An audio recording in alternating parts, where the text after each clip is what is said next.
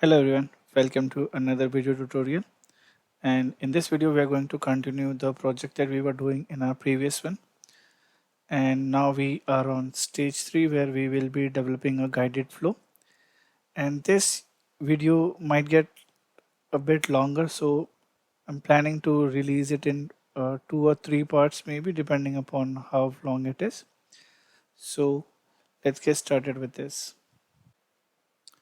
Here I'm already logged in and I'll create an OmniScript. So let's make one. Let's name it as car rental and give it type car, subtype rental, and leave the language as it is. Save it.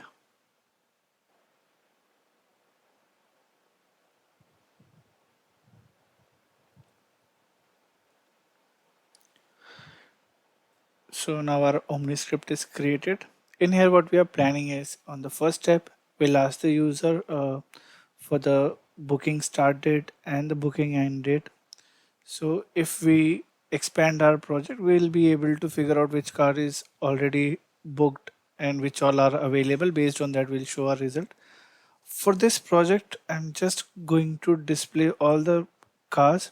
It's just if we want to do more enhancements or more validations to it, this will be useful. So on the first one, let's get the dates. I'm naming this step as booking date, and step will be same. We'll add 2 date fields to this, start date and end date,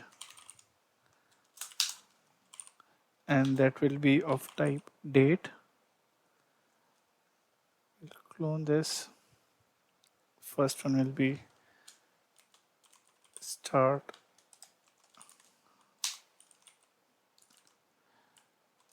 Let's name it like this, and txt, sorry, date, because it is of type date and it becomes very easy to figure out these things when you name it like this. And the field will be, sorry, the label will be start date.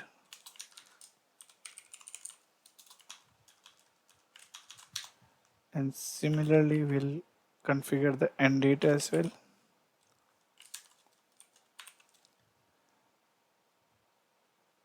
And the name of the field will be, sorry, label will be booking end date. Alright, let's make them a bit shorter. So on the first screen, we're just going to get that, capture the dates for the booking. And once this is finalized, we'll move to the next screen, and on that screen we are going to get all the cars from the car object. Now for that we'll have to add a DataRaptor, but I would use integration procedure because anyways we have to create a DataRaptor in that as well. And the reason I'm doing it is because let's say if I have to do some filtering based on these dates, it will be easier for me to do it in the integration procedure, and all I'll have to do is update the response section. So I'll just get the integration procedure. I have not created an integration procedure yet, so I'll just create a new one. That is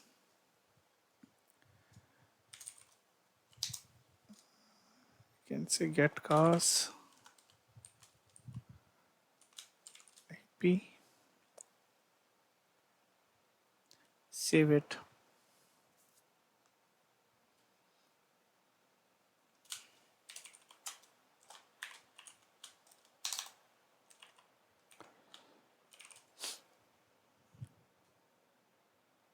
And now we'll add a DataRaptor extract. And we haven't created any DataRaptor yet, so we'll create one and configure it. If you scroll down at the bottom of the drop down, you'll get an option to create a new DataRaptor. Click on that, give a name, get available cars. The DataRaptor is created. Now we'll add the extract step.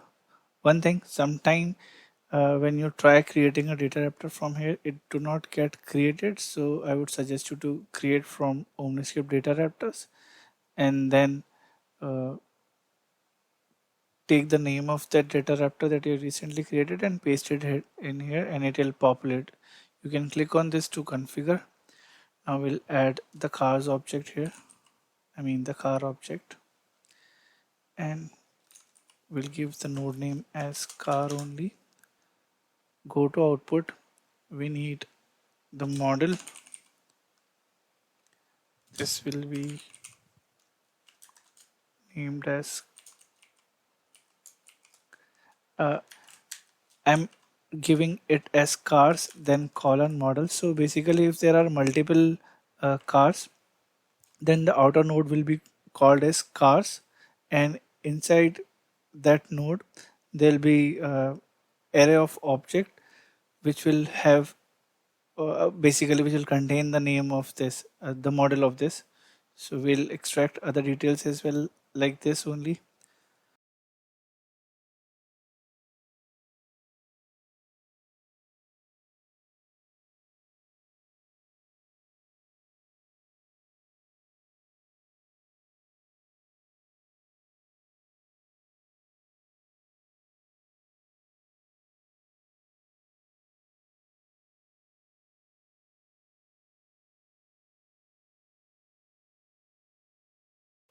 Now if we go on preview section, in here we can hit execute and see what's happening here.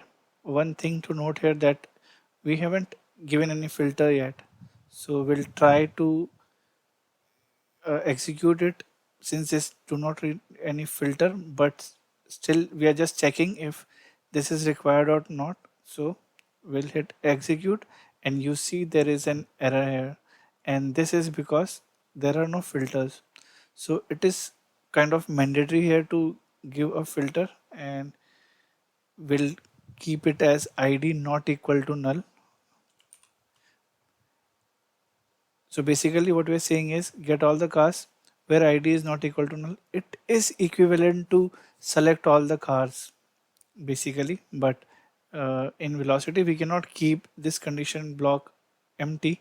So we'll have to specify it's like this. So if there is a record, there will be id for sure. So it's kind of act as a dummy, you can say. We'll go to preview, hit execute again, and this time you see all the cars are being listed here along with the details. Now we will configure the output of this integration procedure from what we are getting from the DataRaptor. So let's name this first, and yeah. So if we preview this again, this do not need any input, so we don't need to configure anything here. We can just hit execute. You'll not see anything in here, but you can debug it from here, that is from the debug logs. If you click on get available cars DREA, it will give you the output that is being received from the DataRaptor. So everything you see here will be same as what you get in the DataRaptor's output in the previous section. Now we want to configure the output of this integration procedure. It is mandatory to use a response action, and in response action we want to give all the cars that we are receiving in get available cars DREA. So what we'll do is either we can configure response path and response node, but I prefer it from the additional output response. So I'll just check this checkbox and add the DataRaptor extract action response here. So I'll name it as cars again. And the reason I'm doing it is because I'll dig down. I want my node to be cars, the outermost node. So I'll do it like this. Now one thing to notice here, uh, in the response from here, we are also getting cars. And as an additional output, we have again given the node as cars. So there will be two cars node. If we hit execute, you see cars and cars, but we just need one of them. So what we can do is in the configuration part, we can configure this path, that is whatever we are getting from this, and then the second node will be cars. So it will only give the output from here. It will basically get whatever we have in the DataRaptor, then the cars node, and it'll just give the array of these cars. And since we have named it as cars, we could have named it anything, that is let's say available cars maybe. So now the outermost node will be available cars, and directly it will give you the array. Let's check it. So using this, you can drill down to the node that you needed.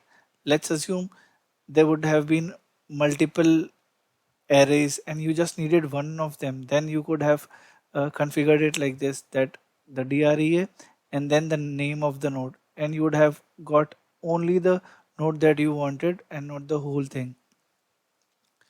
I'll rename it to cars again, or maybe let's keep it available cars, looks better.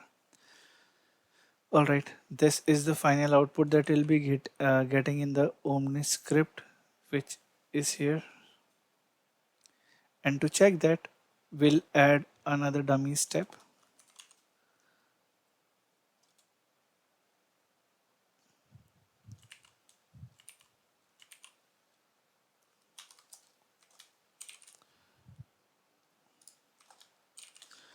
If we see it in preview, we need to give these start date and end date, and click on next. You see in action debugger. All right, we're getting this error because we have created this integration procedure, but we haven't activated it yet. So let's activate this.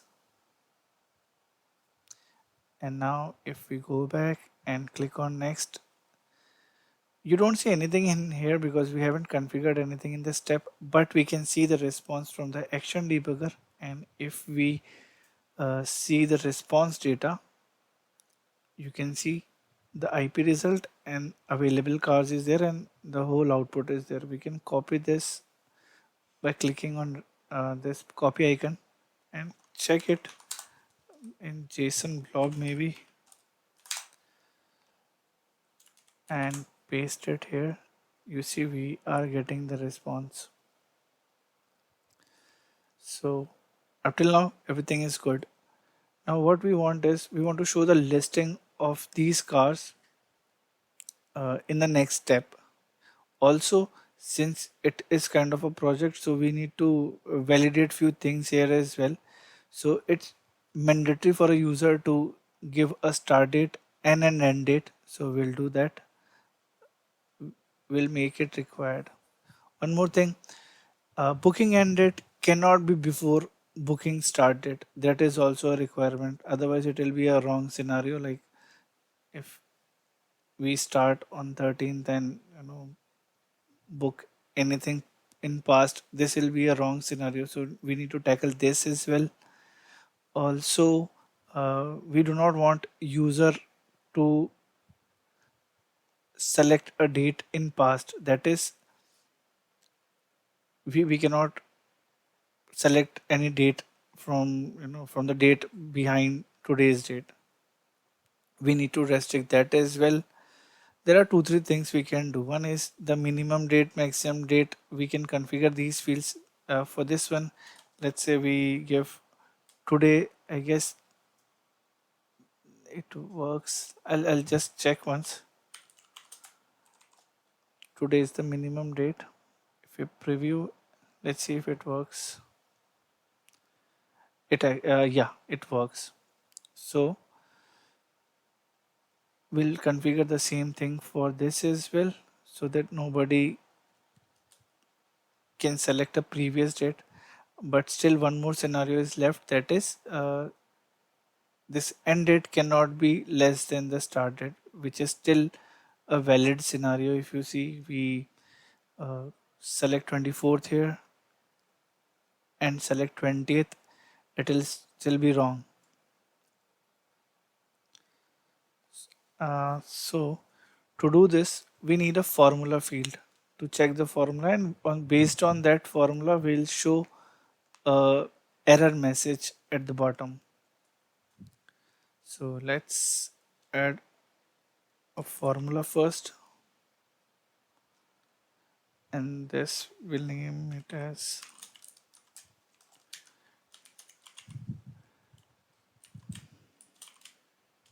start, or maybe date difference. All right. Now we'll configure the formula by clicking on this expression. Now this expression needs the name of these fields, so we'll copy these. Start date for this one, and we'll use a if statement. So if start date is greater than the end date. Now I do not remember what exactly is the end date name, so I'll go and copy it rather than typing it using by hand, because there are chances that I'm end up making mistakes. And fortunately we see one. At the time of configuring this, I added an extra E, and if I would have assumed that the key that I was typing is correct, I would have, I mean, it is difficult to figure these things out. So I'll just remove this, copy the name of this field instead of hand typing it, and then configuring it. So what I'm saying here is, if the start date is greater than end date, then the scenario is false, else it is true. So let's check if this formula works like this or not. We'll click on preview. Don't worry about the initial value. Let's say if somebody has chosen 17th, and if the end date that user chooses is from past, and so this scenario is false. So you see a false here, and if they choose any date after start date, that is 18th or 19th, in this case it will be true. And what happens if the user chooses the 17th? That is also true, which is a valid scenario, because a user can book a car for a single day. So that this is also a valid scenario. It's only false when the booking date is in past. So now this works just fine. We want to restrict the user to move forward if it is false. So for that we need to add a messaging element which will stop the user from going ahead. And in this, we are removing the success message, and this one is a requirement. We need to give a message. So the message will be for this is booking date cannot be, or booking ended.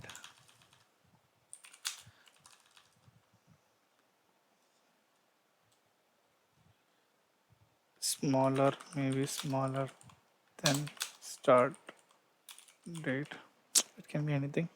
Let's keep it like this. So it will be on false condition, and this is a bit tricky. So what happens here is, it works in a reverse way. We have given false in here. I'll rather show you. So it was a formula field, and let's give it as false. Assumption is if it is false, if the value of that formula is false, this should be showing us this error. So let's try it once. But it actually shows up for true. So we'll have to write a reverse validation expression for this. I mean, at first it looks tricky, but then you'll know it how it works. So if it is true, then it will accept that. Basically, you can say it is valid scenario. If that date formula, date difference formula gives you true, then it assumes that it is a valid scenario. However, if it gives you false, then it will be a invalid scenario. Let's see it again. So by default, it's fine if we choose 17th as start date and 18th as end date, looks just fine. But if we choose 16th, then this shows up. So this is good. This is what we wanted. We'll hide this because we do not want the formula value to be displayed because it does not make any sense. It's just for our reference. So again, let's see this. This is how it looks. And if we select a valid date, then it will disappear. So far, so good. We also need to identify how many days the user is booking the car for. That is, we need to get the difference of these dates. So let's add another formula. And I guess I have messed this thing up. The name of this formula should be something else, maybe validate dates, and the same we are going to use in the this validate expression as well,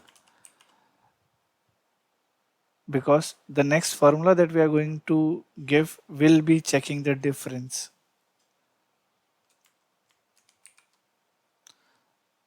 So let's add another formula. This time it will be diff underscore formula, and in this one we need both of these. So I'm just copying it so that I don't have to move out again to configure this. I'm just putting it here. Now the logic is I need to get the difference, and fortunately we have date difference formula in velocity, where we have to give the start date as the first parameter, so and the end date as the second parameter,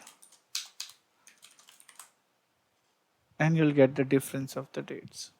Now let's preview and see if it is giving us correct days, because there might be an edge case where we choose same date and it might not give the correct one, right? So we need to add 1 to whatever we are doing. So let's say first day is 17th and second is 18th. So ideally it should be 2, but it will return us 1, I guess. So yes. So to this formula we need to add 1, and let's see if there is expression for sum here. All right, we have 1. So since this is returning one number, what I'll do is we'll add 1 to it, and we'll save it, preview again. And now if we see from 17th to 17th, it is returning 1. If we have end date as 18, then it will be 2, and so on. And this will be required in the calculation of total payment to be done. That is per day rent of the card and multiplied by the number of days that the user will be booking it for, and we are going to hide this again. So on the first screen it just looks like we are capturing start date and end date, but in the background a lot of things are happening. In the next video we are going to display the uh, cars on the next screen using the output that we're getting from the integration procedure. So just stay tuned. A lot of exciting stuff is coming in, and don't forget to like the video, share it with your friends, and subscribe to the channel. Thanks for watching.